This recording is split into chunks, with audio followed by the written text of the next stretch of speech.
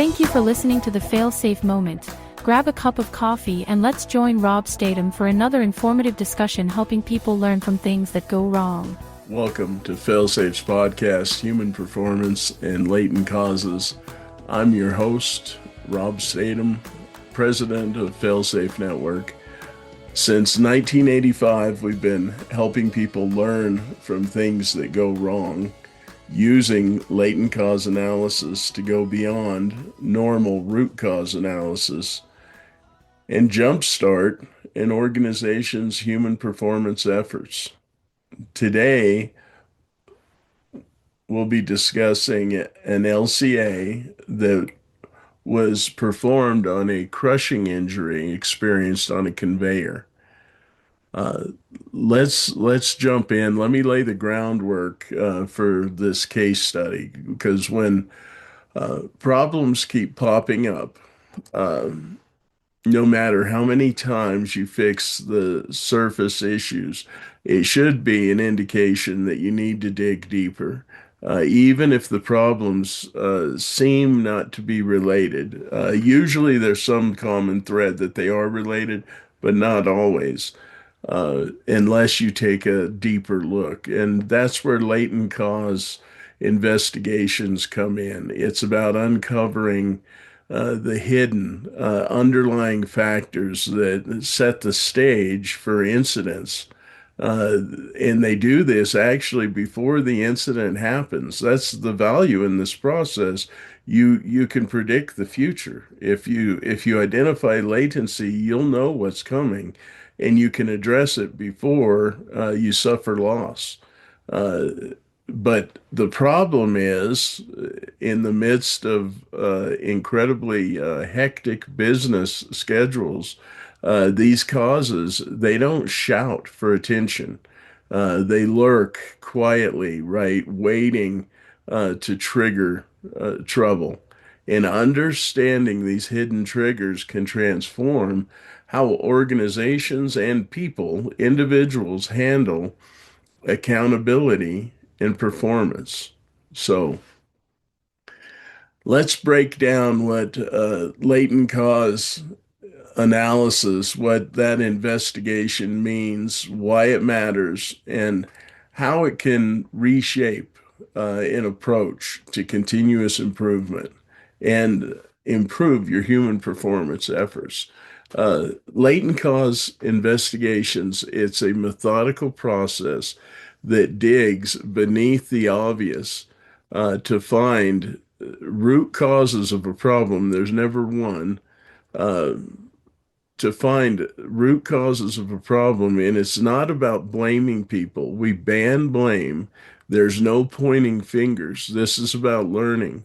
It focuses on the conditions, systems. It focuses on people, on behaviors, and these things that quietly build up at risk over time.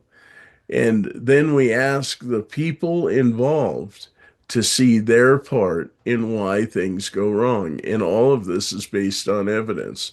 This approach helps organizations move from reactive firefighting to proactive prevention.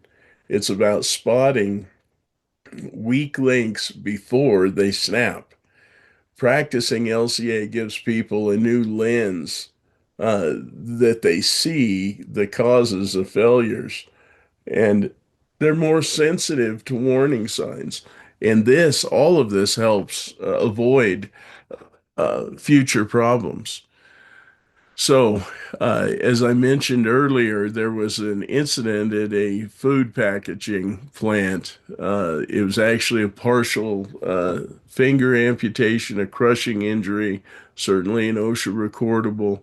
Um, During a shift, there was a jam on a high-speed wrapper, a conveyor in a packaging department. And what happened was the line was running as usual, full speed, uh, and a plastic wrapper jammed in the roller section of the conveyor. The operator stops the machine using the normal stop button, uh, but then didn't follow the plant's written lockout tagout procedure, the energy isolation procedure, to clear this jam. Instead, he stops the conveyor and he reaches into the running area, right past the guard, which was also propped open, and he goes to pull the jam out. And when he goes to pull the jam out, uh, it releases suddenly, and the rollers restarted unexpectedly, just due to a control system lag.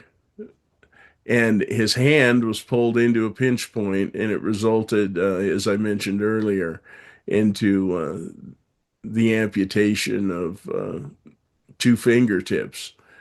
Um, the way this happened is it was a 20-second quick fix on a job that the crew did multiple times in a shift. This is what we uncovered in the investigation. This wasn't something out of the ordinary or out of the routine. Uh, So once you understand how an incident occurred, and all of this is based on evidence, we then have the right people in the room, and we talk about who enabled the physical causes. How did this happen? Right? Who did what wrong that enabled the physical causes? Well, everyone involved plays a part. I want to say that this is not about blame. We don't ask people. Well, I don't ask the operations supervisor to tell me that the operator didn't follow the lockout tagout procedure. I do have the operator there that didn't follow the lockout tagout procedure, and we ask everyone involved to identify what they did that caused or contributed to this event. So the operator tells people, everyone in the room, that that's what he did. The operations supervisor also tells people how he played a part. He knew that this was a normal occurrence, that this was happening. So I just want you to get a feel for that. This is not about blame. This is about understanding. But deliberately uh, avoiding the formal energy isolation procedure they had for lockout tagout and relying only on the stop button, um, and going through applying locks and tags, verifying that you have no energy. Uh, he accepted known risks because in his mind, he's thinking, this is quick. I'll reach in there and clear this jam. We've done this many times. I've been here for years, and no one's ever been hurt. That's exactly what he was thinking, and that's why he did what he did. And once you understand that, then you're able to turn to everyone within the group. And what we want to do is identify latency, the latent causes, right, that are contributing to the way we do business.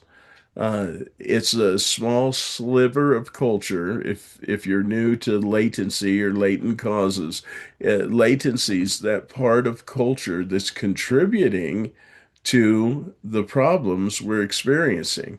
And the way you identify it is you ask everyone involved in that room, the stakeholders, after they hear these stories, why people did what they did, they put themselves in their shoes. You ask, what is it about the way we are, the way we do business that caused or contributed to those thoughts, right? Because what the operator should have been thinking is this procedure's here for a reason and I need to follow it.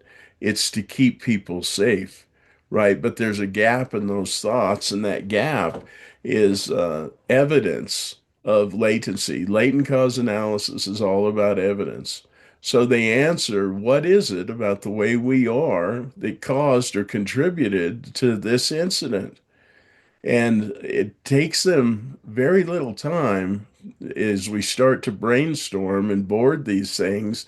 And this has been wordsmithed after the fact that everyone's agreed on. And they said we tend to take shortcuts to maintain production. They realize that that tendency, the way they are, is what caused or contributed this problem. It wasn't just this operator that had done this before.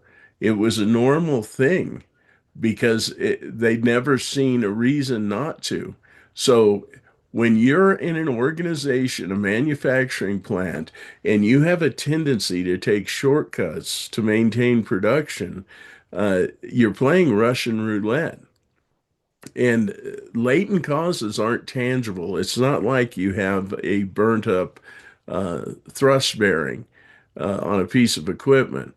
Latent causes are hidden or veiled. They're almost you need to think of it as a way that people feel latent causes. They experience latent causes, but they can't pick them up and put them in their hand.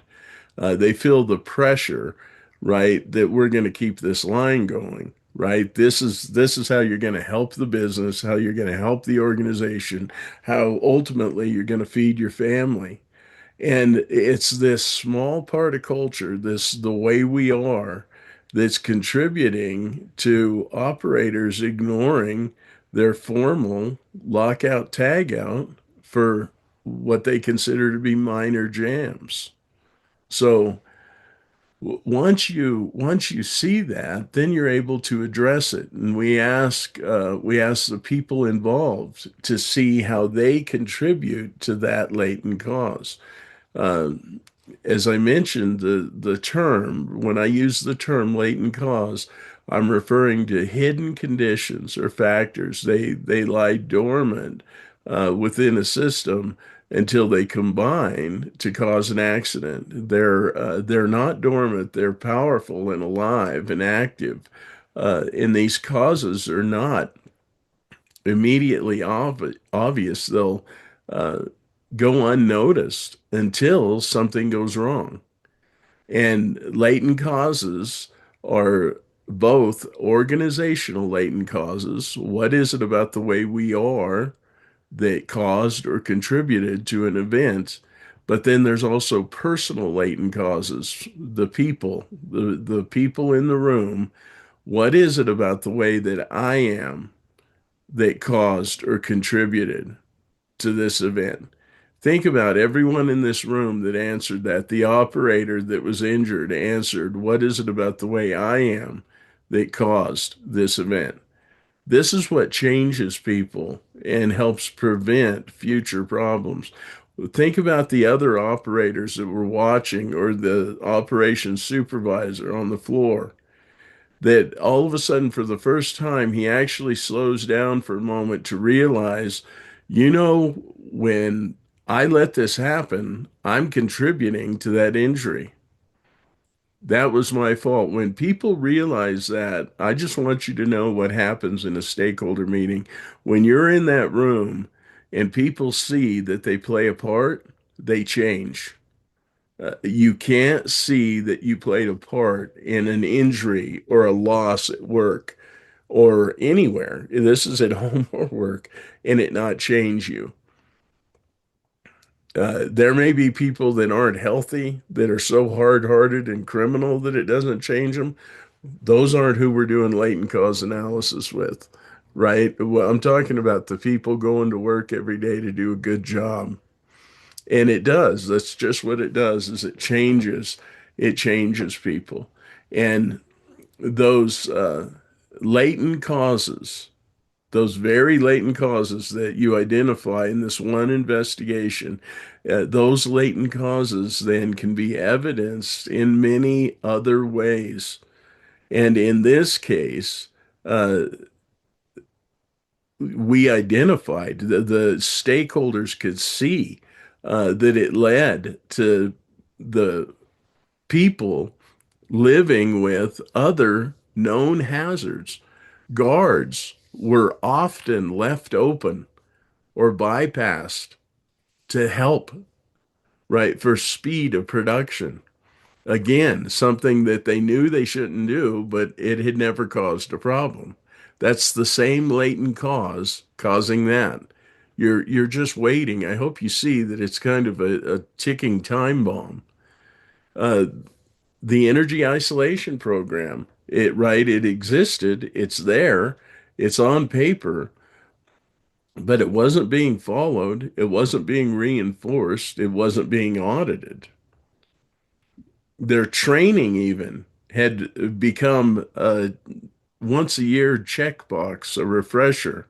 It wasn't part of their culture. It wasn't a daily expectation. They could pass the training that you follow lockout tagout, and then you walk out there and you do it a different way. Uh, People often refer to it as the black line, blue line, the way we're supposed to do things and the way we really do things. And that gap is evidence.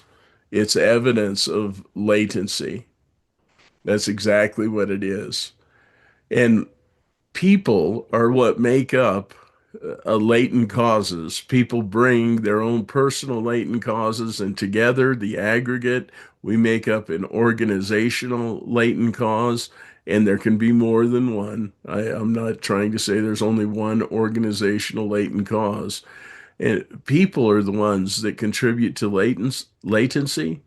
That's why it requires that people see their part and learn from it to change, to moving forward. That's one thing that's unique about latent cause analysis. I love human performance, that human error is normal, but we can't ignore people. People are our only hope for continuous improvement. And that means when you learn, you change. People have to change. It's just the way we come about it. We need to let go of the command and control where people change when you're watching them. The Hawthorne effect. Goodness graciousness, I, I hope I don't have to spend the rest of my life talking about that. We need to get to the point where people begin to learn and improve, and productivity's growing because we're seeing these things and acting on them. We're doing the right thing. Using this process, your organization will become more resilient and effective. You will see a culture that becomes more accountable in a very healthy way. When you walk out of that stakeholder meeting, those people involved, they left more as a team. They were doing better work when they left than when they came in there. Most incidents split people apart and drive them away. You can't have that if you actually want to continuously improve. We have to embrace them and learn from them. And that's what this process does. That's the power of latent cause analysis. So, thank you for your time. Thanks for listening to Human Performance and Latent Causes. My name's Rob Statham, president of Failsafe Network. Until next time, keep learning from things that go wrong, and we'll see you on the next episode. Thank you for listening to the Failsafe Moment. We'd love to hear from you. Share your comments and questions below or contact us through our website, www.failsafe-network.com. Once again, that's www.failsafe-network.com. Until next time, have a great day.